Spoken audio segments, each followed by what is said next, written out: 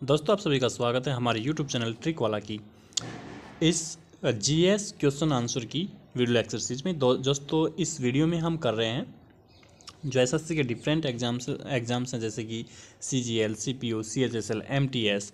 इनके previous year exams में GS के जो क्वेश्चन पूछे जा चुके हैं, उन क्वेश्चंस को हम विद एक्सप्लेनेशन कर रहे हैं। ठीक है दोस्तों, तो दोस्तों चलिए शुरू करते हैं।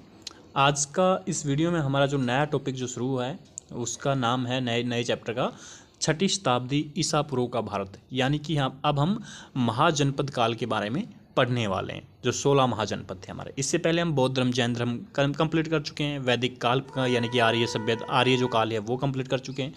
सिंधु घाटी सभ्यता, हड़प्पा सभ्यता भी हम कंप्लीट कर चुके हैं। तो चलिए अब हम शुरू करते हैं। ओके दोस्तों, अगर चैनल पर नए हैं तो चैनल को सब्सक्राइब जरूर कर लेना और बेल आइकन जरूर दबाइए, ताकि जैसे मैंने नेक्स्ट वीडियो अपलोड करूँ आपके पास नोटिफिकेशन पहुंच जाए। आपको और एक चीज़, आपको मेरे साथ साथ बोलते रहना है ताकि चीज़ें लंबे टाइम तक आपको याद रह पाएँ। अगर लाइब्रेरी जैसे जगह पर बैठ के आप इस वीडियो को देख रहे हैं तो मन मन में बोलिए। आज का हमारा पहला क्वेश्चन है कि भारत में सबसे पुराना लौह युग जुड़ा हुआ है चित्रित धूसर मृद भांडों के साथ, काले और लाल मृद भांडों के साथ, गेरू रंग के मृद भांडों के साथ और उत्तरी काली पॉलिश वाले मृद भांडों के साथ। आपका सही आंसर है ए, यानी कि चित्रित धूसर मृद भांडों के साथ। ये एसएससी मैट्रिक स्तरीय परीक्षा 2008 में पूछा गया क्वेश्चन है। क्वेश्चन क्या कह रहा है कि भारत में सबसे पुराना लौह युग जुड़ा हुआ है, किससे जुड़ा हुआ है? चित्रित धूसर मृद भांडों के साथ। ओके, चलिए इसकी व्याख्या देखते हैं। व्याख्या में कहा गया है कि लोहे की प्राचीनता संबंधी साहित्यिक उल्लेखों की पुष्टि पुरातात्विक प्रमाणों से भी हो जाती है। अहिछत्र, अतिरंजी खेड़ा, आलमगीरपुर, मथुरा, रोपड़, श्रावस्ती आदि स्थलों से लोहयुगीन संस्कृति के अवशेष प्राप्त हुए हैं। इस काल के लोग एक विशिष्ट प्रकार के बर्तन का प्रयोग करते थे जिसे चित्रित धूसर मृद भांड कहा जाता है। किस काल के लोग? लौह कालीन युग के। ओके, और इसके प्रमाण कहाँ कहाँ से मिले हैं? अहिछत्र, अतिरंजी खेड़ा, आलमगीरपुर, मथुरा, रोपड़ और श्रावस्ती जैसी जगहों से। ठीक है, और इस काल के लोग चित्रित धूसर मृद भांड का नामक एक बर्तन जो होता था उसका यूज करते थे। ओके दोस्तों, सॉरी। चलिए नेक्स्ट क्वेश्चन देखते हैं। नेक्स्ट जो क्वेश्चन है उसमें कहा गया है कि छठी शताब्दी ईसा पूर्व मगध में किसका विशाल भंडार था? तांबा, टिन, लेड और लौह। आपका सही आंसर है डी, यानी कि लौह, दैट मीन्स आयरन का। ये एसएससी मल्टीटास्किंग परीक्षा 2014 में पूछा गया क्वेश्चन है। क्वेश्चन क्या कह रहा है कि छठी शताब्दी ईसा पूर्व मगध में किसका विशाल भंडार था? तो लोहे का। चलिए इसकी व्याख्या देखते हैं। व्याख्या में कहा गया है कि छठी शताब्दी ईसा पूर्व मगध राज्य में लौह का विशाल भंडार था, इसीलिए तो छठी शताब्दी ईसा पूर्व में लौह युग की शुरुआत होती है। ओके दोस्तों, और लौह युग की शुरुआत होने के साथ साथ ही होती है व्यापक स्तर पर कृषि की शुरुआत। ठीक है, क्योंकि फिर लोहे से बनी कुल्हाड़ियों से जंगलों को, बड़े बड़े जंगलों को साफ किया जाता है, उस पर खेती की जाती है, लोहे के हल बनते हैं, सारी चीज़ें होती हैं। चलिए नेक्स्ट वाला क्वेश्चन देखते हैं। नेक्स्ट जो क्वेश्चन है दोस्तों, उसमें कहा गया है कि मगध के उत्थान के लिए कौन सा प्रथम शासक उत्तरदायी था? बिंदुसार, अजातशत्रु, बिंबिसार और वासुदेव। आपका सही आंसर है सी, यानी कि बिंबिसार। ये एसएससी मैट्रिक स्तरीय परीक्षा 2008 में पूछा गया क्वेश्चन है। क्वेश्चन क्या कहता है कि मगध के उत्थान के लिए, मगध जो साम्राज्य था उसके उत्थान के लिए कौन सा प्रथम शासक उत्तरदायी था? आपका आंसर होगा बिंबिसार। ओके दोस्तों, चलिए इसकी व्याख्या देखते हैं। व्याख्या में कहा गया है कि बिंबिसार मगध की गद्दी पर 544 ईसा पूर्व में बैठा था। इसने राजगृह का निर्माण कर उसे अपनी राजधानी बनाया। ये इंपॉर्टेंट क्वेश्चन है, पूछा जा चुका है कि बिंबिसार ने अपनी नई राजधानी किसे बनाया? राजगृह को बनाया। यह बौद्ध धर्म का अनुयायी था तथा इसने चंड प्रद्योत अवंती का शासक की सेवा में अपने राजवैद्य जीवक को भेजा। ये भी बहुत इंपॉर्टेंट क्वेश्चन है कि बिंबिसार ने अपने राजवैद्य जीवक को अवंती जो महाजनपद था उसके शासक चंड प्रद्योत की सेवा में भेजा। सेवा यानी उनको एक ऐसी बीमारी हो गई थी जिसका इलाज नहीं हो पा रहा था, तो फिर उन्होंने जीवक को भेजा और उनका इलाज करवाया। बिंबिसार की हत्या उसके पुत्र अजात शत्रु ने कर दी थी। मगध के उत्थान के लिए बिंबिसार ही उत्तरदायी था। ओके दोस्तों, चलिए नेक्स्ट वाला क्वेश्चन देखते हैं। नेक्स्ट जो क्वेश्चन है दोस्तों, उसमें कहा गया है कि उस राज्य का नाम बताइए जिसने पहली बार युद्ध में हाथियों का इस्तेमाल किया। कौशल, मगध, चंपा, अवंती। आपका सही आंसर है बी यानी कि मगध। इसीलिए मगध जो महाजनपद है वो सबसे बाकी जितने भी 16 महाजनपद थे उसमें सर्वश्रेष्ठ बन के उभरता है और बाकी को अपने अंडर कर लेता है, अपने कंट्रोल में लेता है। ठीक है, ये एसएससी सीपीओ परीक्षा 2015 में पूछा गया क्वेश्चन है। क्वेश्चन कहता है कि उस राज्य का नाम बताइए जिसने पहली बार युद्ध में हाथियों का इस्तेमाल किया। मगध ने। चलिए इसकी व्याख्या देखते हैं। व्याख्या में कहा गया है कि मगध राज्य ने पहली बार युद्ध में हाथियों का इस्तेमाल किया।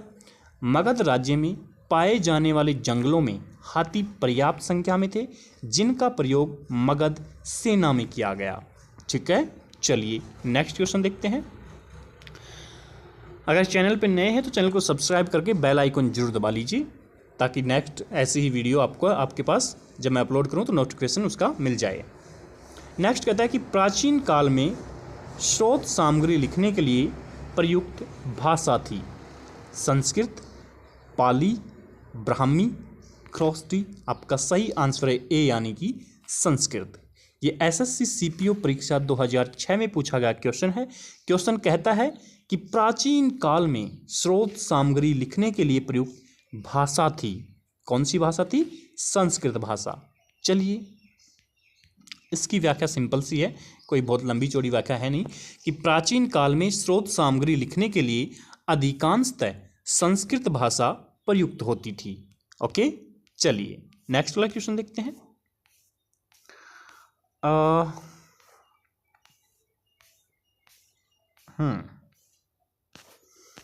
ये लीजिए, नेक्स्ट क्वेश्चन में कहता है कि हेरोडोटस को माना जाता है इतिहास का जनक, भूगोल का जनक, राजनीति शास्त्र का जनक, दर्शन शास्त्र का जनक।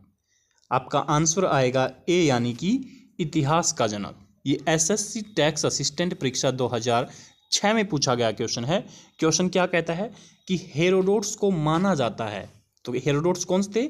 इतिहास का जनक माना जाता है हेरोडोटस को।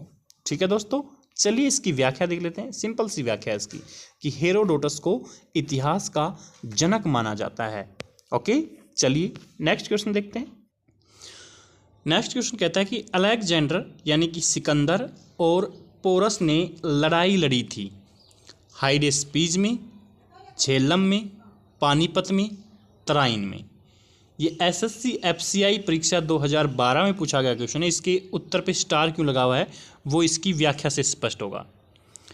इसकी व्याख्या दी गई है कि यूनानी स्रोतों के अनुसार पौरव राजा पोरस के साथ सिकंदर का प्रसिद्ध युद्ध हाइडेस्पीज नदी के किनारे हुआ था। ठीक है, जो सिकंदर का जो पौरव राजा पोरस के साथ जो युद्ध हुआ था वो हाइडेस्पीज नदी के किनारे हुआ था। इस युद्ध में पोरस की हार हुई, परंतु सिकंदर ने पोरस की बहादुरी से प्रभावित होकर उसके राज्य को वापस कर उससे मित्रता कर ली। झेलम नदी को ही यूनानी भाषा में हाइडेस्पीज कहा जाता था। हाइडेस्पीज जो है वो झेलम नदी को कहा जाता है यूनानी भाषा में। इस प्रकार विकल्प ए और बी दोनों सही हैं। ठीक है, तो ऑब्वियस सी बात है कभी कभी क्वेश्चन गलत हो जाते हैं क्योंकि हाइडेस्पीज जो है वो झेलम नदी को ही कहा जाता है। तो अलेक्जेंडर यानी कि सिकंदर और पोरस ने लड़ाई कहाँ लड़ी? हाइडेस्पीज नदी के किनारे या झेलम नदी के किनारे। ठीक है दोस्तों, चलिए नेक्स्ट वाला क्वेश्चन देख लेते हैं। एक सेकंड, थोड़ा और बड़ा कर देते हैं इसको। नेक्स्ट क्वेश्चन में कहा गया है कि किसकी सेना ने ग्रीक शासक सिकंदर के साथ झेलम नदी के तट पर मुकाबला किया? एमबी चंद्रगुप्त मौर्य, पोरस और घनानंद। आपका सही आंसर है सी, यानी कि पोरस। ये एसएससी संयुक्त हायर सेकेंडरी 10+2 स्तरीय परीक्षा 2015 में पूछा गया क्वेश्चन है। इसकी व्याख्या हमने अभी ऊपर देखी है। ठीक है, तो किसकी सेना ने ग्रीक शासक सिकंदर के साथ झेलम नदी के तट पर मुकाबला किया? पोरस की सेना ने। ओके दोस्तों, चलिए, और झेलम नदी का दूसरा नाम क्या है? हाइडेस्पीज।